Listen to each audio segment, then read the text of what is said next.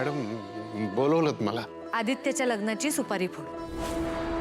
पण मी तू सुपारी फोडलीस की त्या दोघांचं लग्न पक्क होईल.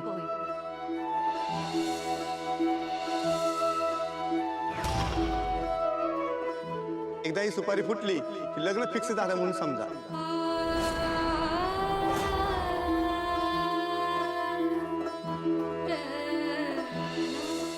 बाला किती त्रास झाला, किती वाईट वाटलंय बाला, पण माझ्यासाठी त्यानं समद सहन केलं. आता माझी काळजी वाटते, किती वेळ झाला अजून आला नाही. कुठं गेला असेल बा?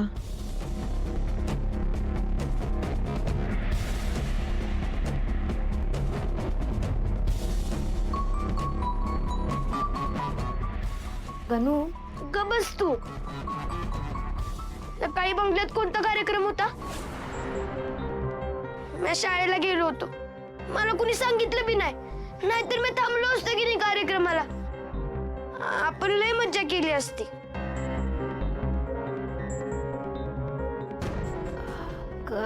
गणू बाळा, ते देवी आईंचे काही पाहुणे आले होते,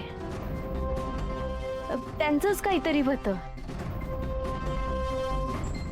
विशेष काय बी नव्हतं. विशेष काय नव्हतं ना? मग तिकडून आलो बासारखा रडत का होता?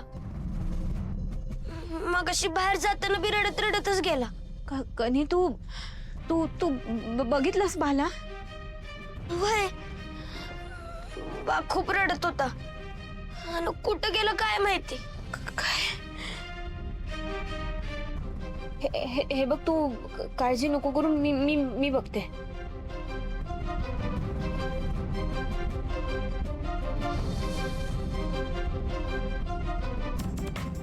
हॅलो माळी दादा, बा आला होता का तुमच्याकडं?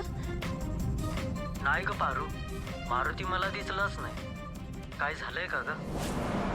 नाही, काही नाही झालं. मी सांगते नंतर. ठेवते हा फोन.